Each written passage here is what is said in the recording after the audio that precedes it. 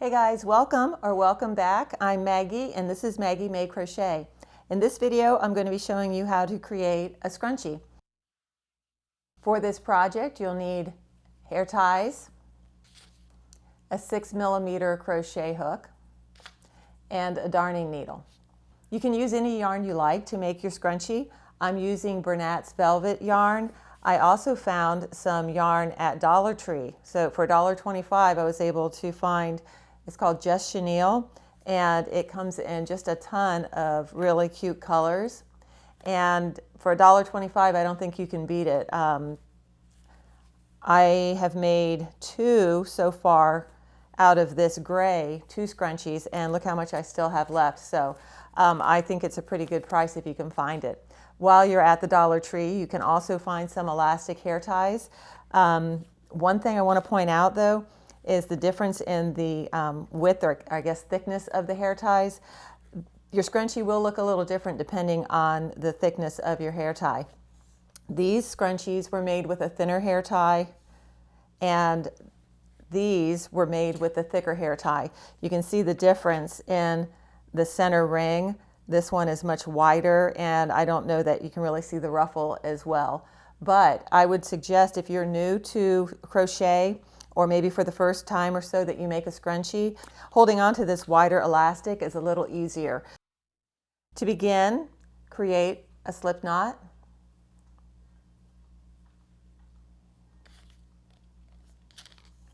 Put your hook through your hair tie and then put the slip knot on your hook.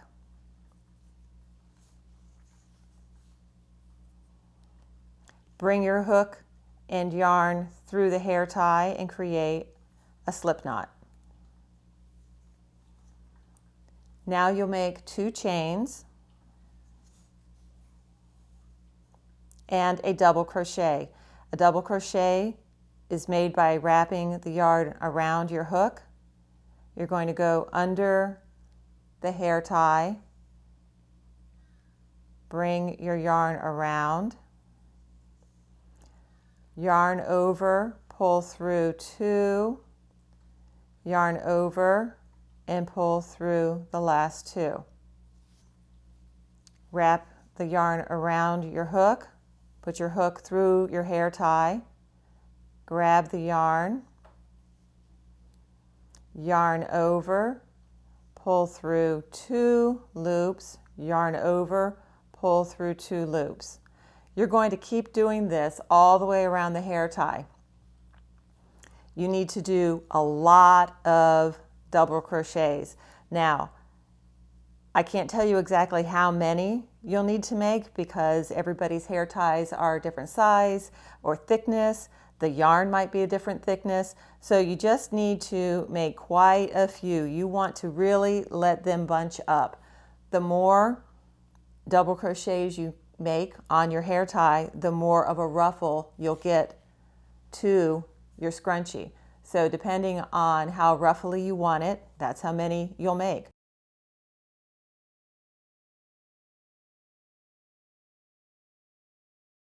You're just going to continue to make these double crochets and scrunching them down. You want to be careful as you're doing it though that you're not stretching your hair tie. You don't want to weaken it in any way, but you want to put so many on that when you stretch it, you don't see the hair tie coming through. This yarn can be a little challenging, especially if you're new to crochet. I would suggest using something like a worsted weight, medium weight yarn, just until you get comfortable making them. When I first started learning how to do this, I used just regular yarn and made some scrunchies that way, and then found this yarn to be a lot of fun and making, they make really cute scrunchies. So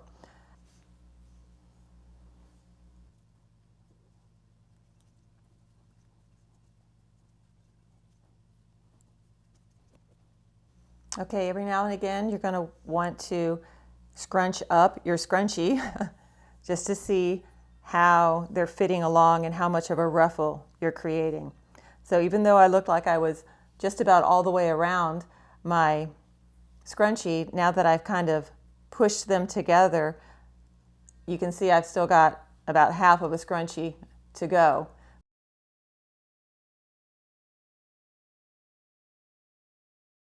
Okay, you can see that I've got quite a few double crochets on my hair tie, and I'm just constantly pulling and tightening around the hair tie. You want to be careful that you're not putting so much stress on the hair tie that you're actually stretching it. I'm actually just bringing the double crochets all the way around and trying to get them pretty close together, because the more you get on your hair tie, the roughlier your scrunchie will be. To finish off, you'll just go to where you chained 2, go into that second stitch, do a slip stitch, pull your yarn through, do another. You want to give yourself a pretty good tail, because you're going to weave this into your scrunchie so that it doesn't come undone. Pull it all the way through, pull your knot tight, and now just kind of do some adjusting to get your stitches somewhat even throughout your scrunchie. Okay, so to weave in your ends, or sew in your ends, you'll need a darning needle.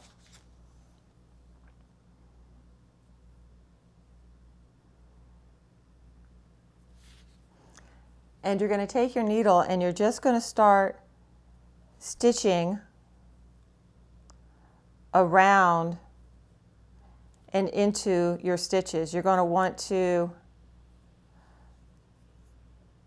go into and out of quite a few stitches here.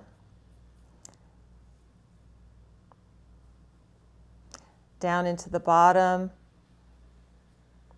This is my other tail. We'll be sewing that in soon.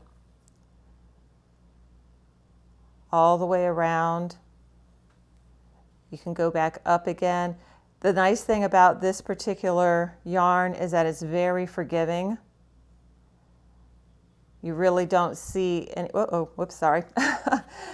It's very slippery too, but you really don't see the ends or any of these stitches that you're making in and out of your scrunchie. So you know that your scrunchies get a lot of wear and tear and twisting, and you really don't want your stitches to come undone. So you're just going to keep on weaving in and out quite a bit around your scrunchie. Now, here it goes again. Another good way to make sure that your stitch doesn't come undone is to turn it around and now go back the other direction.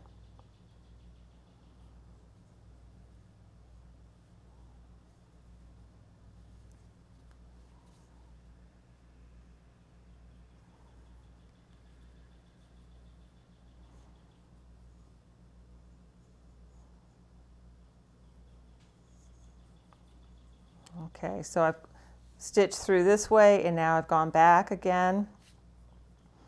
And now I'm pretty safe in trimming it here.